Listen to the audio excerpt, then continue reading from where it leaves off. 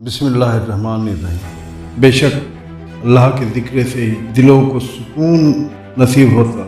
यह कुरान मजीद की आयत का तर्जुमा पढ़ने का शर्फ हासिल किया है।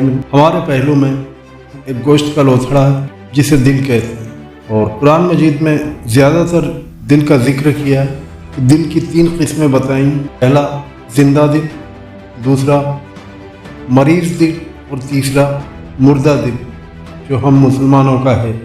मरीज़ दिल उसे कहते हैं जो बीमार होता, जो समझता तो सब है, लेकिन जैसे एक मरीज़ बिस्तर पर रहता, कुछ करने की हालत में नहीं रहता, इसी तरीके से मरीज़ दिल भी इंसानों का समझता सब है, लेकिन जो तालीमात रसूल अल्लाह है और अल्लाह के हुक्म उनको वो पूरा नहीं करता, वो मरीज़ दिल होता। और मुर्दा दिल तो मर चुका होता है। इस वीडियो में हम आपको बताएंगे कि ये जो गोश्त का लोथड़ा हमारे पहलू में धड़कता रहता है 24 घंटे, उसमें जो मर्ज आ जाते हैं उसको आज की ज़बान में या साइंटिफिक ज़बान में हार्ट अटैक कहते हैं। हार्ट अटैक क्यों होता है, किस वजह से होता है, कि हमें अपने दिल का क्या ख्याल रखना चाहिए, उसकी सेहत का किस तरीके से हमें ध्यान रखना चाहिए, वो सारी बात हम आज की इस तफसीली वीडियो में आपको बताएंगे। मैं हूं तशीर सिद्दीकी और आपको इस्लामिक और साइंटिफिक इंफॉर्मेशन हमारे चैनल के ज़रिए, वीडियो के ज़रिए आपको देता रहता हूं। एक्यूट कोरोनरी सिंड्रोम या ACS एक ऐसी कंडीशन है जिसमें दिल की मसल्स में ब्लड फ्लो होने में रुकावट आती है, जो आगे जाकर मायोकार्डिकल इंफ्रेक्शन या MI की वजह बनती है। MI एक बेहद ख़तरनाक कंडीशन है जो दिल की मसल्स में ब्लड फ्लो होने की कमी की वजह से होता है, जिसे आमतौर पर हार्ट अटैक भी कहते हैं। ये एक इमरजेंसी है और इसमें जान जाने का पूरा खतरा होता है। हमारा दिल एक मस्कुलर ऑर्गन है जो जिस्म के बाकी हिस्सों में ऑक्सीजन और न्यूट्रिएंट से भरपूर ब्लड को पंप करता है। इसमें 4 मेन चैम्बर्स होते हैं: right atrium, left atrium, right ventricle और लेफ्ट वेंट्रिकल। राइट एट्रियम में बॉडी से डीऑक्सीजनेटेड ब्लड एंटर करता है और राइट वेंट्रिकल इसे फेफड़े में धकेल देता है। फेफड़ों में डीऑक्सीजनेटेड ब्लड ऑक्सीजन लेकर लेफ्ट वेंट्रिकल में एंटर करता है। लेफ्ट वेंट्रिकल दिल का मेन पंपिंग चैम्बर है। ये कॉन्ट्रैक्ट होकर एओर्टा के जरिए जिस्म के बाकी हिस्सों में ऑक्सीजन से भरपूर ब्लड पंप करता है, यानी सप्लाई करता है।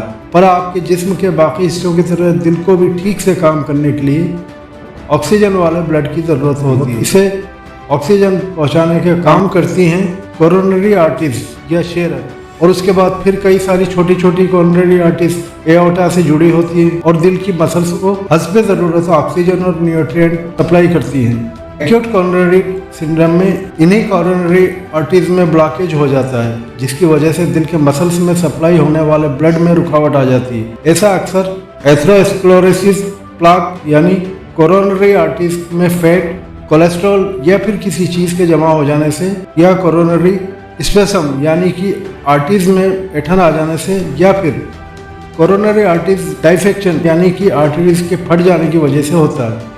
एथेरोस्क्लेरोसिस में फैटी फ्लैग के लगातार बढ़ने से कोरोनरी आर्टरीज का गैप कम हो जाता है, और अगर ये फ्लैग टूट जाता है तो ब्लड एक जगह इकट्ठा होना शुरू हो जाता है, जिसे ब्लड क्लॉट कहते हैं। इससे जिस साइड में ब्लड क्लॉट हो जाता है उसके अपोजिट साइड में पैरालिसिस या लकवा भी हो सकता है, और इसकी वजह से कोरोनरी आर्टरीज में ब्लॉकेज बन जाता है। आमतौर से ब्लड क्लॉट हो जाने की वजह से ही कोरोनरी आर्टरीज में ब्लॉकेज होता है। दूसरी सूरत में कोरोनरी आर्टरीज ब्लॉक हो सकता है, वो ये कि इसमें अचानक से कोरोनरी आर्टरीज में ऐंठन आ जाती है, और ये ड्रग्स, स्मोकिंग, ठंड के मौसम या तनाव के चलते, जिसे टेंशन भी कहते हैं, हो सकता है। इसके अलावा दूसरी वजह यह हो सकती है कि कोरोनरी आर्टरीज डाइसेक्शन। इस केस में आर्टरीज की अंदरूनी दीवार टूटकर अलग हो जाती है, जिससे ब्लड फ्लो में रुकावट आ जाती है। दिल की किसी भी हिस्से में इस तरह की रुकावट आ जाने से वहां पर ऑक्सीजन और न्यूट्रिएंट नहीं पहुंच पाते हैं, जिस वजह से दिल के मसल्स मर जाते हैं। इस कंडीशन को मायोकार्डिकल इंफ्रेक्शन कहते हैं। ब्लॉक्ड कोरोनरी आर्टरीज की वजह से सीने में अचानक दर्द होना, बेचैनी होना, जकड़न महसूस होना या जलन होने के सिम्टम्स पाए जाते हैं, और इसको एंजाइना कहते हैं। एंजाइना पेट के ऊपर वाले हिस्से, कंधों, बाहों और गर्दन में, फिर वहाँ से निचले जबड़े तक पहुँच सकती है। इसके अलावा इस कंडीशन में सांस फूलना, चक्कर आना, पसीना आना और जी मचलाना जैसे आसार भी देखे जा सकते हैं। फैटी फ्लैग की वजह से जब कोरोनरी आर्टरीज काफ़ी हद तक ब्लॉक हो जाती है तो इसे ठीक करने के लिए कोरोनरी एंजियोप्लास्टिक तरीक़ेकार से ब्लड फ्लो को ठीक किया जाता है। इस रवैये को शुरू करने के लिए सबसे पहले डॉक्टर कमर की जिल्द को यानी कमर की चमड़ी को सुन्न कर देता है और फिर आपकी जिल्द के ज़रिए जांघ की नस में सुई डालता है। इसके बाद नस में सुई के ज़रिए फ्लेक्सिबल गाइड वायर डाला जाता है। फिर सुई को निकाल कर इसकी जगह पर एक छोटी फ्लेक्सिबल ट्यूब डाली जाती है जिसे शीथ कहा जाता है। इसके बाद शीथ के रास्ते से गाइड वायर को दिल तक पहुंचाया जाता है और इस गाइड वायर के ऊपर से फ्लेक्सिबल ट्यूब जिसे कैथेटर कहा जाता है कोरोनरी आर्टरीज तक पहुंचाया जाता है। इस दौरान पेशेंट को थोड़ा दबाव महसूस हो सकता है लेकिन उसे दर्द नहीं होगा। इसे देखने के लिए एक्सरे डिवाइस का इस्तेमाल किया जाता है जिसे फ्लोरोस्कोप कहते हैं। इस पॉइंट पर डॉक्टर गाइड वायर को निकाल देता है। इसके बाद डॉक्टर कैथेटर के टिप को कोरोनरी आर्टरीज के अंदर डाल देता है और जांच के लिए आर्टरी में एक ख़ास तरह के डाई को डालता है। डाई डालने पर आर्टरीज में किसी भी ब्लॉकेज को आसानी से देखा जा सकता है। अगर काफ़ी बड़ा ब्लॉकेज दिखाई पड़ता है तो डॉक्टर आर्टरी के अंदर एक गाइड वायर को डाल देता है और वायर के ऊपर से कैथेटर को ब्लॉकेज वाली जगह पर ले जाता है। कैथेटर की टिप पर एक बलून लगा होता है जिसे ब्लॉकेज वाली जगह पर 20 से 30 सेकंड के लिए फुला दिया जाता है जिससे फैटी प्लाक अंदर को दब जाता है और आर्टरीज फैल जाती है। जब बलून फुला हुआ होता है तब आर्टरीज पूरी तरह से ब्लॉक हो जाती है और पेशेंट को सीने में दर्द महसूस हो सकता है। इसके बाद बलून को डिफ्लेक्ट करके बाहर निकाल लिया जाता है और साथ ही दर्द भी चला जाता है।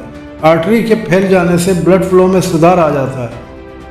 आर्टरीज को खुला रखने के लिए मेटल से बनी एक मैच ट्यूब जिसे स्टेंट कहा जाता है उसका भी इस्तेमाल किया जा सकता है। डॉक्टर पेशेंट के लिए स्टेंट की साइज़ का सही चुनाव करता है जिसे एक बलून के ऊपर कंप्रेस करके रखा जाता है। स्टेंट को उसी गाइड वायर के ज़रिए आर्टरीज तक ले जाया जाता है। बलून को फुलाए जाने पर बलून पर रखा स्टेंट भी खुल जाता है और अपनी जगह पर लॉक हो जाता है। बलून वाले कैथेटर को बाहर निकालने के बाद स्टेंट कोरोनरी आर्टरीज को खुला रखने में मदद करता है और फाइनली गाइड वायर को भी बाहर निकाल लिया जाता है। इस तरीके से हार्ट अटैक के पेशेंट की केयर की जाती है और काफ़ी हद तक उसके मुर्दा दिल को ज़िंदा करने की कोशिश की जाती है। अल्लाह ताला हम सबको इन बलाओं से, वबाओं से, बीमारियों से अपनी हिफ्ज़-ओ-अमान में रखे। अल्लाह नासिर, अल्लाह हाफिज़।